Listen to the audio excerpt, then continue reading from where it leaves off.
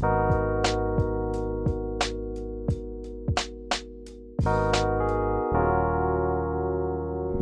listeners. Welcome to our third episode of our brand new fifth season of Mind Your Business podcast. My name is Mia Gomez. My name is Carlos Mora, and we're the hosts of this podcast. We're going to give a special shout out to CDG, powered by the Mike Loya Center for Innovation and Commerce, where we help current and alumni to grow and start their own businesses. Be your own boss. In this episode, we have the privilege to have Chelsea and Alejandro with us, the funders of FundMiner. Welcome. Welcome, guys. How are you? Doing well. Thank you for having us. It's an honor for us to have you here. But let me start with the first question, which is, where are you guys from? Where do you guys study? And why are you here? What are your interests and what are your hobbies? So Alejandro and I both grew up in El Paso. I studied at UTEP twice, actually. So go Miners. Yes. Go Miners. I am a alumni of the College of Business.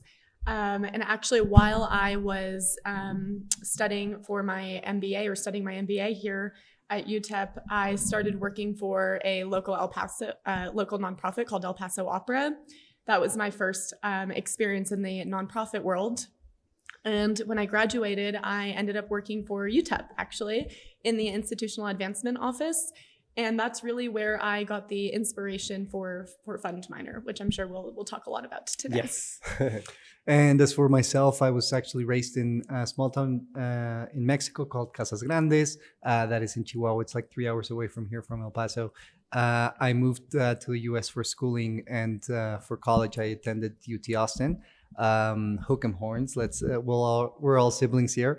I studied electrical computer engineering with a focus on data science. Before FundMiner, I was in Seattle for about 4 years, but I've moved back to our hometown now, and we're super excited here in FundMiner. There's a bunch of things we've got to be proud of, and a bunch of things to look forward to. Perfect. We're really glad to have you guys here once again. But I do want to know, and I also want you guys to tell the audience, how did FundMiner come about? Like, where did you guys get the inspiration? Where did you guys meet? How did it all come about? Sure. I'll take this. So while I was working for UTEP in institutional advancement, I was overseeing advancement operations and gift administration. The advancement office is the office on campus that fundraises for the university. So they're working with donors to bring in funding for scholarships and for research and programs.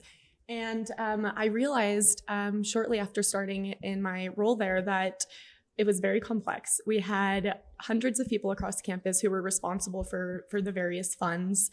All of the funds were restricted and could be used for different purposes. And so if a donor established a scholarship, for example, they might restrict it for business students studying in entrepreneurship with a certain GPA. In addition, that caused us to have thousands of different funds with different purposes. We also had all of these siloed systems that were storing information on the funds. So think your CRM system, which is storing information on your donors and the gifts that they're making and the relationship with the university. Then we had a student award system storing information on all of the gifts and scholarships. And then we also, or all the awards and scholarships, I should say. There was also a university accounting system. There was a investment management company sending us Excel reports. And then we also had a system where we stored documents and agreements. So you can imagine that with all of the different people and different funds and uses and restrictions and systems, it really was complicated and challenging from an administrative perspective. And so after starting at UTEP and realizing that, I realized that we should be using the power of technology to really facilitate that process and make it easier on everybody so that we can be more effective with our funding and make sure that we are fully utilizing all of our resources and maximizing the resources to achieve the maximum impact that we could. So after working for UTEP for a couple of years, I worked with a small team to develop the MVP on campus, and we launched that here, and it had a really positive impact and was positively received. UTEP was really a special partner for us in our ability to take the product to market. We worked with them on a tech transfer. So we had to obtain ownership of the IP since it was created here while I worked here as an employee. UTEP was an incredible partner and was also our first customer as a result of that agreement. And so we continue to work with them today and really value that partnership with them. After that agreement was wrapped up, it was really time to get FundMiner off the ground. And Alejandro is somebody I knew from El Paso through some friends of friends. We'd connected 9 to 12 months prior to that. Actually, it might have actually even been 6 to 9 months when we first started talking. And I remembered that he was the only software engineering wizard that I knew. And so when I was ready to really pursue FundMiner, I reached out to Alejandro, and very quickly we realized, the stars sort of aligned and it was meant to be. And he joined me on this crazy journey. It's great that how FundMiner was created was because of your point of view as an employee, saying this is very difficult and we can use technology to make this easier and faster and help many students to give them an answer if funds can be used for a scholarship or if funds can be used for something else. So that's great. And also if we can take something is networking. You never know if you're going to meet someone from 6 months ago that is going to be your partner for your next business or something like that. So something that we always say in your podcast is networking is very, very important. You never know the people that you link with. They might be the next person that you make business with. So thank you so much for sharing that. Okay, so I want to ask you, what challenges did you guys obtain when fundraising for your businesses? What challenges did you guys face? It's a tough market right now. And so I think above all startups are severely affected by the market and economy at the moment. So it was sort of generally more difficult to get meetings. There's generally less capital available out there. It's just generally more difficult to obtain. We were fortunate to really use the power of our network early on to get meetings, and warm introductions were super powerful. And we really had some strong supporters early on that helped make additional introductions for us. And so other challenges were, it just took time. And so adjusting your plan and being responsive to the extra time and adjusting your plan to account for that was a bit of a challenge as well. So I think it took a little bit longer than it probably would have under different market conditions. Yeah. And go ahead. One of the things I would add, since you asked about challenges, is being super comfortable, especially when fundraising money, being very comfortable with receiving no's, because very often you're going to receive no's even more often than yeses. And I think in the beginning, the no's hurt. And I took them personally in the beginning. I was like, oh man, what did we do wrong? But if you shift that mentality into and have sort of a growth mindset and really understanding where that no comes from, sometimes it just is the case that the VC has a very specific thesis in mind, and your company doesn't fit in the scope of that thesis, and that's totally fine. But sometimes there's very specific strategic and tactical feedback that you can take, you iterate, and after having got volumes of that conversation, you end up with a pretty refined pitch, pretty refined talk track, and being able to sort of work the room with these VCs. I love that you mentioned that you have to learn how to take no's in a positive way, because I think that is so difficult for everyone. Personally, for me, it's really challenging, and I'm kind of learning and working on that. So thank you for mentioning that. And also, I want to point out a really important event that I think it's important to kind of speak on about, is that you guys participated in Shark Tank. So I want to know, what was your experience there? How did you guys hear about it and everything about it? Yeah, so this was actually pretty early on when we founded FundMiner as well. So this was October of 2022, and that was the first time. This is the Aggie Shark Tank, yes. So New Mexico State University's Shark Tank. This was the first time that I spoke publicly about FundMiner, and so I had done a few pitches to just a few investors that I knew, and was nervous about that as it was. But this was the first time that I was doing a pitch publicly that was going to be recorded and in an auditorium in front of hundreds of people. So I was definitely really nervous. And I think that It was really special for me also because after that event, I felt more confident the next time. And after that next time, I felt more confident from that. So it was a really fantastic experience and it was a great time. We received an award as the Shark Favorite, so the first place award.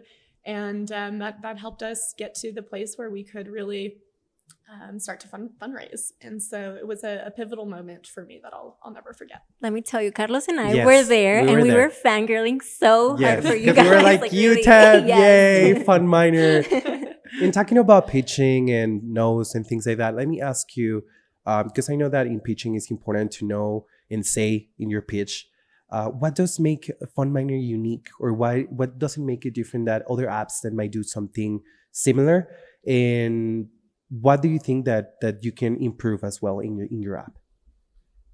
So I'll start on this, and then Alejandro is going to have some great things to add. I think that the uniqueness in what we're doing, it comes from, it probably stems from the fact that I thought of the idea from the perspective of someone in the job. And so we really designed it with the user in mind. Like, keep it simple. Don't give them more information than they need. Don't add wild features that are unnecessary. So we really drilled down to the problem and solving the actual problem and job that needed to be done. So keeping the interface really simple and user-friendly and solving the purpose was big. As far as like feature differentiation, we are unique in the market because traditional advancement software solutions are still typically only available in the advancement office, yet you have all of your people who are actually spending the gifts and scholarships and funds spread across the organization. So think deans, department chairs, program directors. So our platform is more used universally by the organization and everybody involved in the process of using and overseeing and managing and reporting on the funds. So we uniquely aggregate data from university-wide systems and provide that one-stop shop for all of these users. I also think the focus that we have on advancement operations versus fundraising is unique as well. Yeah, one of the things I would just like to add is really our obsession with the user that started since day one, and day one being the user being Chelsea and being sort of our guinea pig in that way. It's really important that the solution was not created in a vacuum, but also very important that once your solution wasn't created in a vacuum and it was created for a specific purpose, how do you create a product that generalizes and scales to other organizations, right? The only way you can do that is if you obsess with your users, and the way you can do that first is knowing who your users are. We were very clear who our users were, the advancement administration office or the compliance officers. And it's a gruesome process, but you have to go through the motions. You have to talk through dozens or hundreds of people and make sure that what you think their pain points are, you need to confirm. Sometimes it is, and sometimes there's a different take that you need to validate. But with that obsession with your user, all of the beautiful things that Chelsea just mentioned kind of come to fruition as long as you execute. Awesome. Guys, I'm really curious about how has FundMiner helped financial institutions be more transparent in their financials? Can you guys share a little bit about that? Sure. So I think about two ways that we help with transparency from a internal and external perspective. So from an internal perspective, the advancement office is better sharing information across campus with the folks who are actually involved in those areas. So think the advancement office actually, sharing more data, more information on the funds that the dean of a college is overseeing or a department chair. So literally providing them with more information on the funds that they oversee themselves. Second, from a external perspective, I'm thinking about donors, and I would say the public in a way. And there, we are providing them with impact reports. And so the fundraising organizations are able to actually tell the donors, in the last year with the Year of Funds, we were able to accomplish XYZ programs and award these scholarships to these students. So really providing them back with that information on how their gifts were actually used and the impact that was actually made. I think that we're getting to the last question of the episode, and let me ask you, like, looking ahead, how do you think that FundMiner will like help and contribute to the future of fundraising and financial management, not only here in El Paso or in Texas, but in the US and in the world? Do you see yourself, FundMiner, like out there being like a huge company in on fundraising and financial management? So, of course, our goal as a startup is to grow as big as we can, and we'd love to serve as many markets as possible. We also know that we need to be very focused and grow responsibly. And so initially we're targeting large fundraising organizations in the US. And from there, we might move to other countries or move to mid-size and then small organizations or roll out new modules. And as Alejandro mentioned earlier, we're very focused on the customer and their needs. And so we continue to do market research and we'll identify what will produce the most value. But all of the different avenues that we are considering and could take really are aligned with this concept of maximizing impact in the world. And so almost $500 billion, so $500 billion, is given to charities in the US each year. And our goal is to make sure that money is used in the best way possible to serve the largest populations of people in the best way and really make the most impact. It's an honor to be a UTEP student, knowing that FundMiner like started here and knowing that you're doing that to the UTEP students, because at the end, that's what it is. Like that managing, it's helping more students to get more scholarships, to get more management, so the funding can get like to more people, and that's amazing. Like it's an honor to be around like people like that and students that came to this university. And on behalf of the UTEP and student body, I say thank you. Thank you for putting UTEP out there. Thank you for making the UTEP miners proud. Your work is being seen, and we're very honored to have you here. Thanks. It's an honor. Thanks for having us. Yes. We truly are, and it's so inspiring. I see you guys both, and I heard you guys talking right now, and I do see your guys' passion, and you guys are doing a fantastic job. So again, like, thank you so much on behalf of you guys, and we're really proud of you. I want to take this moment to share your socials in case someone wants to reach out to you. How can they find you? Yeah, so we have a strong presence on LinkedIn. It's you can just search FundMiner, and then we're also on Twitter, and it's FundMiner_USA. Perfect. You guys are going to see it somewhere here on the screen. And thank you so much for accepting our invitation once again, Chelsea, Alejandro. It was truly an honor to have you guys here. City G, the Blackstone Launchpad, and the Mike Loya Center for Innovation and Commerce wants to thank you, our listeners, for your constant support. Stay tuned for upcoming episodes, but never forget to always mind your business.